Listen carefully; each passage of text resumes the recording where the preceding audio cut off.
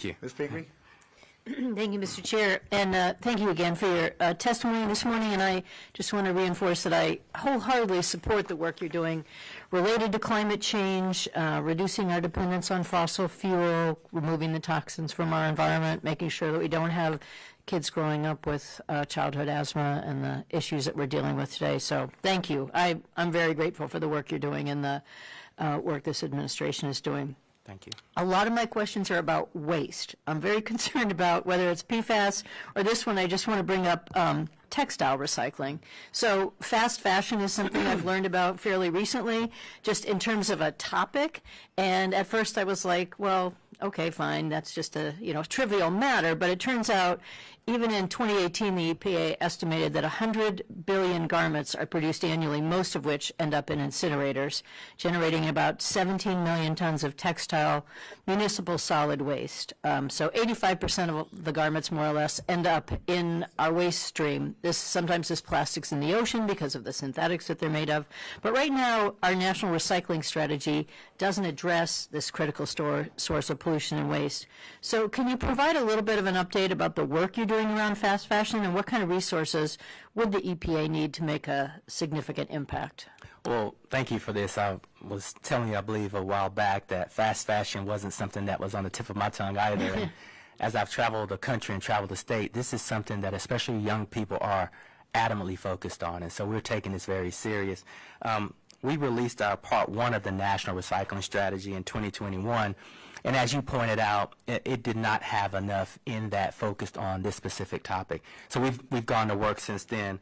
I will say that we anticipate releasing new data specifically on textile waste and recycling this year. So that is on the way. And I would just say that in our budget, we're making requests so that we can focus on these waste issues, these new emerging issues that are not only waste issues from a municipal standpoint, but that they tie into these municipal landfills that contribute to methane, that contribute to climate change. And this is why it has such a, not a difficult time, but not a straightforward way of answering Congressman Edwards' question, which is we're hiring people to work on climate change. We're coming at climate change from so many different angles. Right. It's not very easy just to say this person is focused on that. But we are focused on the textile waste. We are focused on reducing that textile waste. And again, later this year, you will see new data as part of our national recycling strategy. Great. Well, thank you. I look forward to working with you on that. And I know it's a variety of factors. Some of it has to do with, a plethora of garments that are made in China, using kids, using, not the environmental controls that we have. Some of it has to do with how they're shipped into our country. There's a lot of different things we need to get at, but understanding what's in our waste stream, I think, is important. And I want to bring up one other waste topic that I've been working on for quite a long time, and that's food waste.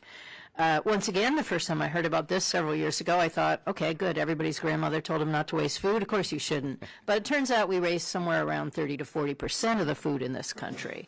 So that's just not, it's not only food that doesn't go to people who are actually hungry, that doesn't get to the right places, but it's also the land that we're using, the water that we're wasting, the transportation.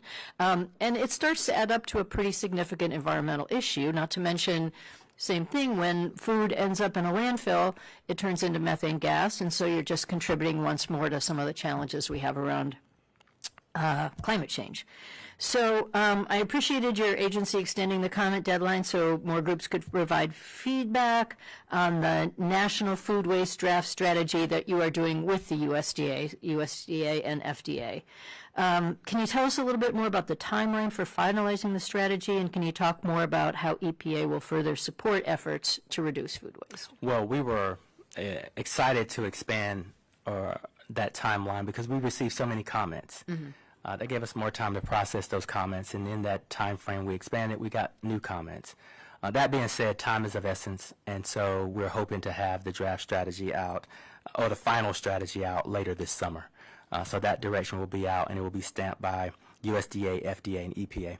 We also intend to invest around $83 million of the first round of bill funding under the Solid Waste Infrastructure for Recycling Grants program to support programs that are directly focused on organics recycling, composting, and anaerobic digestion. So we've got that strategy coming out, and we have that $83 million that is focused solely on this issue. That's great, because I know a lot of municipalities would like to move towards composting their solid waste, take it out of the waste stream, reduce the costs to those municipalities, but they often need assistance or grants. And this country is way behind in our biodigester capacity, and certainly in what other countries are doing to reduce food waste at all levels. So anyway, I appreciate the work you're doing, and I'll continue to stay in touch, and I yield back, Mr. Chair. Thank you.